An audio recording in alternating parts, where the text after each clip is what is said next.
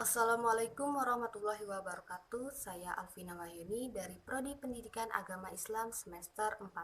Di video ini saya akan mempresentasikan materi tentang hakikat peserta didik dalam perspektif Islam yang diberikan oleh Bapak Amiruddin selaku dosen pembimbing filsafat pendidikan Islam. Langsung saja di video ini saya akan membahas 3 pembahasan. Yang pertama, pengertian peserta didik Islam, kedua, karakteristik peserta didik Islam, dan yang ketiga, akhlak peserta didik Islam. Yang pertama, pengertian peserta didik Islam. Dalam pendidikan Islam, murid atau peserta didik dipandang sebagai anak yang sedang tumbuh dan berkembang, baik secara fisik maupun psikologis. Dalam istilah bahasa Indonesia, siswa, murid, pelajar, mahasiswa, dan peserta didik merupakan sinonim. Semuanya mengandung makna anak yang sedang berguru atau belajar, bersekolah, atau kuliah. Menurut Abudin Nata, peserta didik adalah orang yang menginginkan ilmu dan menjadi salah satu sifat Allah yang berarti maha berkehendak. Dengan pengertian siswa ini dapat dipahami karena seorang siswa dalam pandangan ilmu pendidikan Islam adalah orang yang menghendaki agar mendapatkan ilmu, pengalaman, dan kepribadian yang baik untuk bekal agar bahagia di dunia dan di akhirat dengan jalan belajar bersungguh-sungguh. Dalam bahasa Arab, peserta didik diungkapkan dengan kata-kata tilmis, jamak talamis, talamizah, dan tolib jamaknya tulub yang artinya mencari sesuatu yang sungguh-sungguh. Kedua istilah tersebut digunakan untuk menunjukkan pelajar secara umum. Dari pengertian di atas dapat disimpulkan bahwa peserta didik diartikan sebagai orang yang telah mencari ilmu baik di lembaga pendidikan secara formal maupun non-formal. Pembahasan yang kedua yaitu karakteristik peserta didik.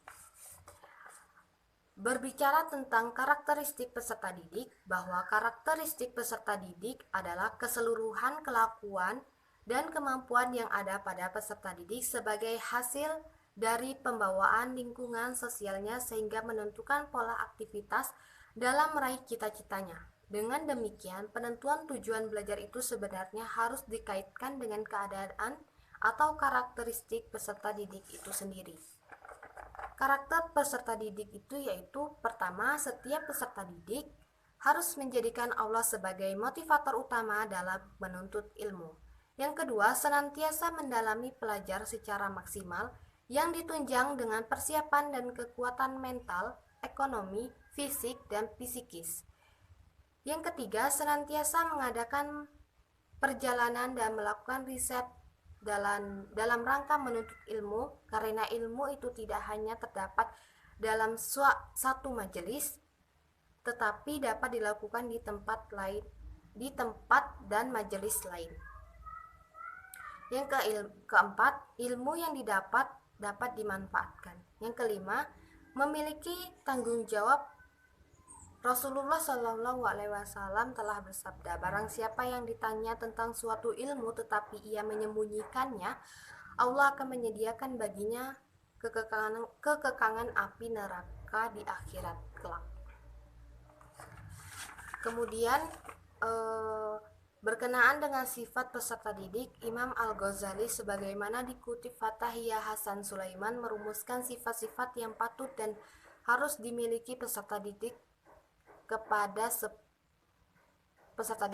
10 macam sifat, yaitu pertama, belajar dengan niat ibadah dalam rangka takarub ilallah. Peserta didik akan senantiasa mensucikan diri dengan akhlakul karimah dalam kehidupan sehari-harinya, serta berupaya meninggalkan watak akhlak yang rendah atau tercela.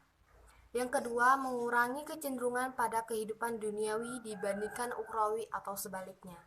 Yang ketiga, anak didik harus bersikap rendah hati, memperhatikan instruksi dan arahan pendidik dan mampu mengontrol emosinya. Keempat, menjaga pikiran dari berbagai pertentangan yang timbul dari berbagai aliran. Yang kelima, mempelajari ilmu-ilmu yang terpuji, baik ilmu umum maupun agama. Yang keenam, belajar secara bertahap atau berjenjang dengan memulai pelajaran yang mudah atau konkret menuju pelajaran yang tersulit. atau dari ilmu fardu ain menuju ilmu fardu kifayah. Ketujuh, mempelajari suatu ilmu sampai tuntas untuk kemudian beralih pada ilmu lainnya. Kedelapan, memahami nilai-nilai ilmiah atas ilmu pengetahuan yang dipelajari. 9. Memprioritaskan ilmu diniyah sebelum memasuki ilmu duniawi.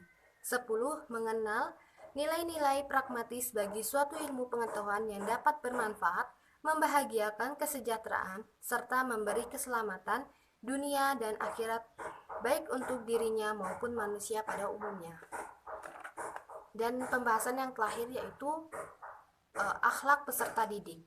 Menurut Kiai Ahmad Sahrawi Amin dalam kitab Miftah al-Akhlak menyimpulkan ada 15 akhlak dalam kitab tersebut sehingga teringkas menjadi 3 subbab. Di antara akhlak-akhlak tersebut adalah yang pertama ada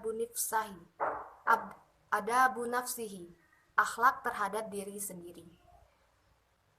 Yang pertama tidak sombong, rendah hati, jujur, rendah diri ketika berjalan dan tidak memandang segala yang diharamkan.